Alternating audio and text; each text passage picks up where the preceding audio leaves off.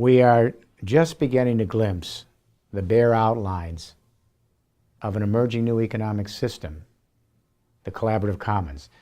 This is the first new economic paradigm to emerge on the world scene since the advent of capitalism and socialism in the early 19th century.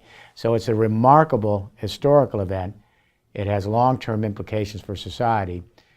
But what's really interesting is the trigger that's giving birth to this new economic system. The trigger is something called zero marginal cost. Now, marginal costs are the cost of producing an additional unit of a good and service after your fixed costs are covered. Business people are all aware of marginal costs. Most of the public isn't. But this idea of zero marginal cost is going to dramatically, intimately affect every single person in the world in the coming years, in every aspect of their life. There's a paradox deeply embedded in the very heart of the capitalist market system, previously really undisclosed. This paradox has been responsible for the tremendous success of capitalism over the last 2 centuries. But here's the irony. The very success of this paradox is now leading to an end game and a new paradigm emerging out of capitalism, this collaborative commons. Let me explain.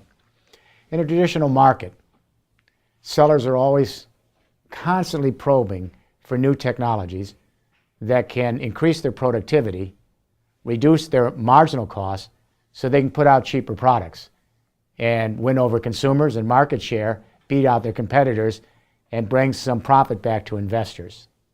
So business people are always looking for ways to increase productivity and reduce their marginal costs. They simply never expected in their wildest dreams that there would be a technology revolution so powerful in its productivity that it might reduce those marginal costs to near zero, making goods and services essentially free, priceless, and beyond the market exchange economy. That's now beginning to happen in the real world. The first inklings of this zero marginal cost phenomena was with the inception of the World Wide Web from 1990 until 2014. We saw this zero marginal cost phenomena invade the newspaper industry, the magazine industry, and book publishing.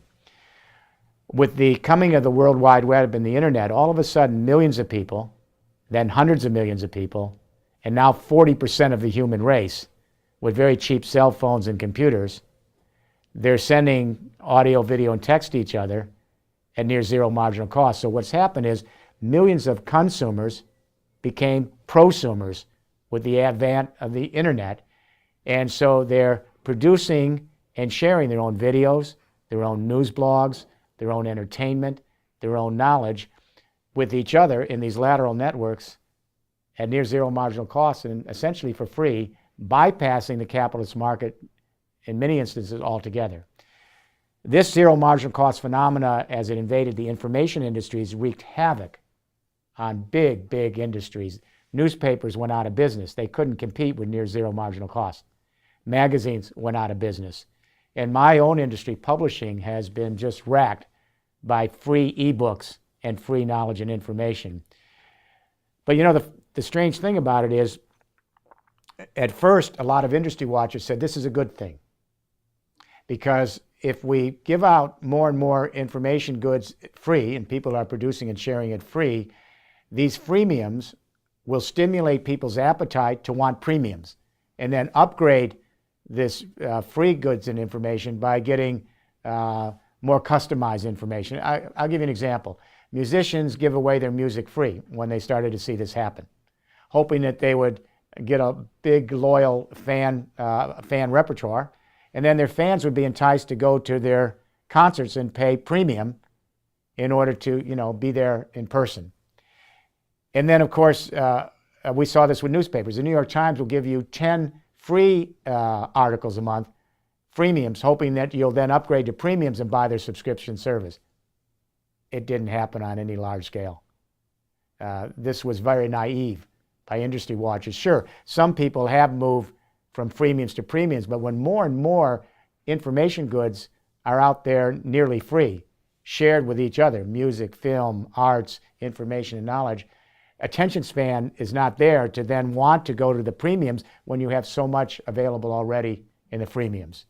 So economists have come back recently. They said, all right, we understand that information goods are moving toward near zero marginal cost, devastating the newspaper industry, magazines, book publishing, etc. But there's a firewall here. That this near zero marginal cost phenomena on the internet, it won't pass the firewall into the physical world of physical goods and services, the brick and mortar world, the world of energy and physical products. That's no longer the case.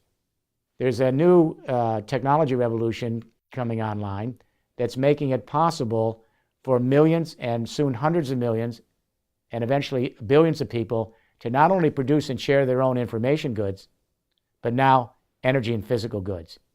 And it's called the Internet of Things. This is the expansion of the internet. And it's all happening in the last 12 months. Now, this is a pretty new phenomenon.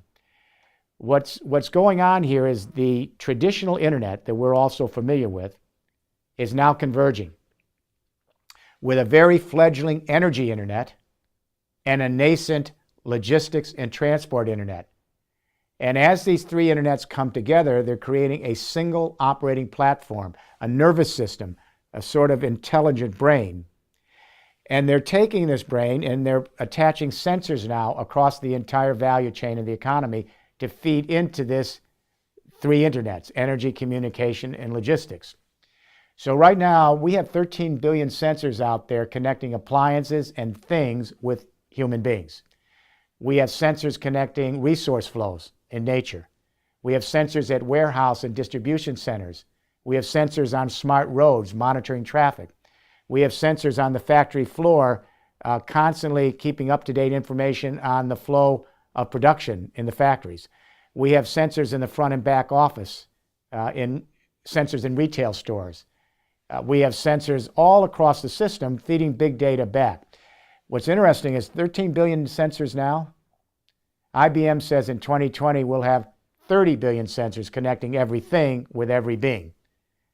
And by 2030, the most recent forecast, we'll have 100 trillion sensors connecting all of us in one vast lateral neural network made up of three operating engines: a communication internet converging with an energy and a logistics internet. And let me say one more thing about these three engines. When you look back at every society, their economic platforms always contain three elements: a form of communication, a form of energy to power society, and a form of mobility to move economic activity. For example, in the 19th century, first industrial revolution, the communication was steam power printing, and later the telegraph to move economic activity. The form of energy was coal and steam power. The form of mobility was the locomotive and the railroads. And that platform allowed us to build out a first industrial revolution.